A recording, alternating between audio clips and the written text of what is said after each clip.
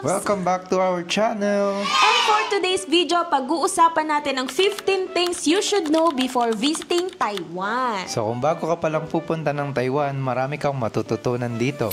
Grabe guys, sinamarize na namin lahat ng kakailangan ninyo at mga dapat nyong malaman bago mag-visit sa Taiwan. Starting with number 1. So recently, kaka-announce lang na visa-free daw ulit ang Taiwan for the next year until 2026. So pagkakataon na to ng mga bago pa lang magta-travel papuntang Taiwan para ma-experience yung ganda ng Taiwan. Yes, very nice. Sulitin nyo yan guys. Ayan, number 2, join Lucky Land guys. Ay, alam nyo ba, nananalo ko sa Taiwan. Kung mapapanood nyo yung ating series, nanalo ko ng 5,000 NTD and baka kayo na yung susunod. At yung promo na yan is until September 30, 2025. So, number 3 natin ay mag-fill up na kayo ng Taiwan Arrival Card. So, sa Taiwan ay naka-digital na rin ang kanilang arrival card. So, no need nang magsulat-sulat para pa iabot dun sa immigration officer. Ooh, very convenient. Ayan, number 4, train operates 6 a.m. to 11 p.m. only. Kaya kung dadating kayo ng madaling araw, make sure na meron na kayong airport transfer. Dahil yun nga guys, wala na nga ang train na nag-ooperate that time. Yes, and kung maggagala naman kayo sa gabi, make sure na bago mag-11 ay nakasakay na kayo ng LRT or ng train. Dahil baka magaya kayo sa amin. Nananakbo. Kaya yan, dapat on time kayo guys. Okay, so number 5, beware dun sa pagdadala ng meats, tsaka fruits, tsaka seeds dito sa Taiwan or dun sa Taiwan. Kasi malaki yung binabayaran kapag ka nahuli kayo ng officers kapag ka may bitbit kayong meat at mga iba pang frutas or seeds. May nakausap nga kami dun na nagtatrabaho dun sa mismong airport na huwag nyo na daw subukan kahit maliit kasi ang laki ng babayaran nyo. Yan. Kasi kung may dala kayong baon, tapos tingin nyo may meat siya, naku, huwag nyo nang i-attempt na dalahin, ipasok pa sa Taiwan dahil mahigpit talaga sila. May scanner pa sila dun, di ba?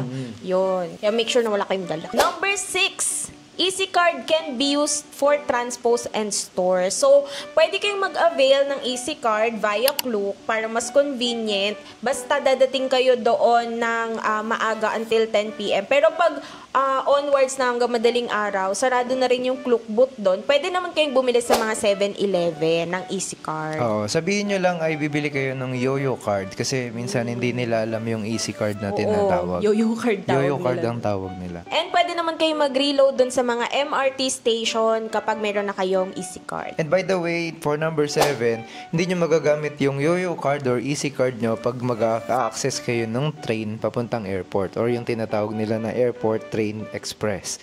So, nangyayari doon is magbubook kayo ng ticket, pwedeng via Klook para maka-avail kayo ng ticket sa Airport Express. Then, i-scan nyo lang siya doon sa mismong scanner nila. Yes, yun yung parang coin na bilog. Oo, yun yung gamit, hindi yung card. Kaya yan, i-take note nyo to guys, ha? Oo, Importante kasi kami, to. before pa Airport Train Express, nag-ready na kami ng saklok.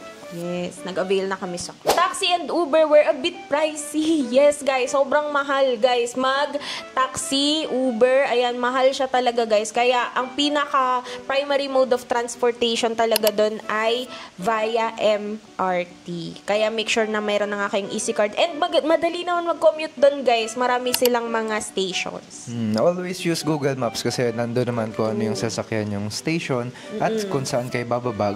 At the same time, yung oras, nandun na din. Oo, nandun. Complete details na. Basta mag-install kayo ng Google Maps bago kayo pumuntang Taiwan. So, number 9, take note na pabago-bago yung weather dun sa Taiwan. So, nung naranasan namin is sobrang lamig ng umaga, then biglang bumanas ng todo nung hapon.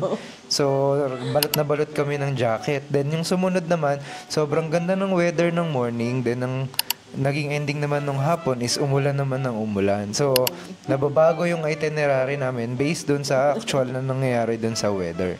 Kaya dapat lagi kayo may plan B sa itinerary nyo. So, kung umulan, saan tayo pupunta, ganyan. Dapat may backup kayo. And dapat, wag din kayo pakasigurado na pupunta kayo ng mainit doon, wala kayong dalang jacket. Tapos pagdating pala doon, sobrang lamig. Make sure na may extra pa rin kayong dala. Next, EasyCard is for Taipei, iPass is for Kaohsiung and Southern Taiwan. Nalito din kami nito guys, nung pumipili na kami ng cards doon sa 7-Eleven. Sabi namin, hala, ba't may iPass? Hala, bakit may EasyCard? Yun pala guys, ang mainly na ginagamit sa Taipei area ay EasyCard. Though sabi naman nung iba is pwede na rin daw yung iPass. Pero as tourist, lalo na kung first time nyo, para sure na sure, EasyCard po yung piliin nyo.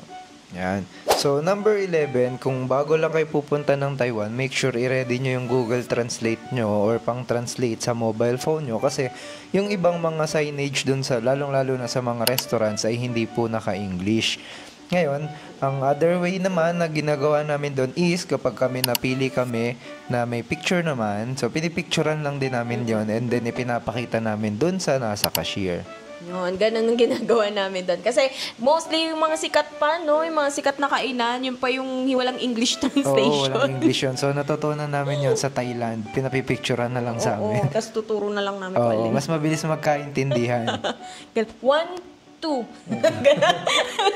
Ganon. So, ayan. Number 12. They are quite disciplined, especially sa escalator. Totoo, guys. Stand on the right, walk on the left. Dahil talagang mapapagalitan kayo kapag tumayo kayo sa left side. Talagang disiplinado sila doon, guys.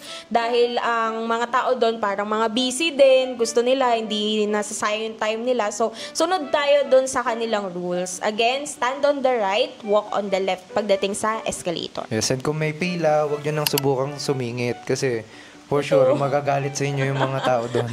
Lagot kayo. Yun ang ayaw nila. Oo. So, next naman is, kapag ka naisipan nyo nang bumili ng groceries, bumili ng pasalubong or anything, make sure to bring your own bag. So, kailangan yun kasi yung mga ibang store doon, hindi naman nagpo-provide ng mga bags. So, kung ang dami nyong binili, then nag-expect kayo na may ibibigay sa inyong bag doon, naku, wag na. So, mas mabuti pa na dalhin nyo yung mga bags na kung meron kayo sa bahay, di maglagay na lang din kayo sa maleta. Or kami, nung time na yon nakabili kami sa ibang mga tindahan, kinikip na lang namin yung mga eco bags at nagagamit namin pag grocery. Kasi nakaranas kami, guys, na bumili tayo sa Carrefour. Bumuli kami ng hotel, yapos namin yung pinamili namin. Ganito pala dito, wala palang bag. Oo. So, para maiwasan lang din mangyari sa inyo. Ayun. For iwas inconvenience. Yes, magdala kayo ng shopping bag. Number 14, top in and top out sa bus and MRT. May mga bansa kasi, guys, na top in lang, walang top out. Sa kanila, guys, top in, top out. So, tandaan yan, guys, ha, para hindi kayo ma-extra charge yan sa inyong EasyCard. And pang 15 at ang last namin ay make sure na kapag pupunta kayo ng Taiwan ay sakto yung size or yung bigat ng inyong luggage. Again, from Manila to Taiwan, maluwag. So, pwede kayong mag-over kung makakalusot. Pero, pagdating ng Taiwan to Manila, naku, huwag nyo nang subukan kasi napakarami namin kasabay doon sa pila na Pilipino na nag-over yung luggage nila. Talagang hindi nila pinalulusot. Tapos, yung isa pa, mga power banks or mga Jisoo Life or something na meron kayong nakalagay doon sa inyong maleta, check-in luggage. Alisin nyo yun doon kasi bawal. Kung mangyari na hindi nakalimutan nyo, ano talaga kayo doon, i-page kayo doon sa airport, maririnig nyo yun. So, may ginang sigurado na walang nakalagay na mga battery-powered na devices doon sa maleta. So, again, yung bigat ng maleta at bigat ng bag nyo, yung hand carry na 7 kg, make sure sakto yung timbang. Kasi titimbangin lahat yon. Tsaka maximum of 2 pieces. Kasi merong iba, may dala ng maleta, may dala pang personal bag, may dala pang paper bag. Bawal yun, guys. Maximum of 2 pieces daw talaga. So, yung 7 kg mo is dapat match na yung personal bag mo at saka yung dala-dala mong maleta. Ganun sila kahigpit, sobra. Kaya kung kaya nyo magdala ng portable na pang timbang, magdala kayo, guys. Kami meron nun. Tapos, yung isa pa na nangyari din, nung pauwi tayo, yung nakalagpas na sila doon sa check-in, then papasok na sila doon sa antayan, pasakay ng eroplano. Namili kasi sila ng mga pagkain. Siyempre, nag-uubos sila ng mga Taiwanese na currency nila. Pagdating doon sa officer, hinold pa rin sila. Kasi nakita sobrang bibigat na nung dala-dala nila. So, huwag nyo nang tangkain kung ganun ang balak nyong gawin, ha? Tapos isa pa, additional tip, pag pauwi na kayo, please agahan nyo. Kasi usually daw talaga yung airplane, pauwi, pabalik ng Pinas, sa Cebu Pacto, ha, mas malaki siya. So, meaning mas mahaba yung pila dahil maraming passenger. Kaya agahan nyo sa airport lalo na Oo, pagpa-uwi. huwag kayong mag-aalat ng 1 oras lang ha. Kasi kami halos 2 hours yata nag-antay dun sa pila. Sobrang haba ng pila, Sobrang guys. haba ng pila. Dapat talaga 4 hours before your flight, nandun na kayo sa airport. Kahit pagpapunta pa lang from Manila, dito pa lang sa Manila Airport pa lang, mag 4 hours na allowance na kayo para sigurado walang maging problema. Yes.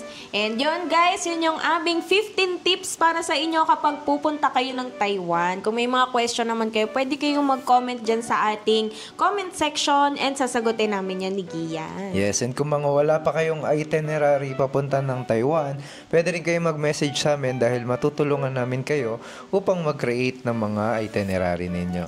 Ayan. Or pwede nyo rin panoorin ang ating Taiwan vlog series na nandito na rin sa ating YouTube para makita nyo ano ba yung mga pwedeng pasyalan sa Taiwan, ano ba yung mga foods na pwedeng itry sa Taiwan. Nandyan yan lahat sa ating full vlog. Yes, and kung gusto nyo ako makita, nandyan din ako. Natural. Iniiwan.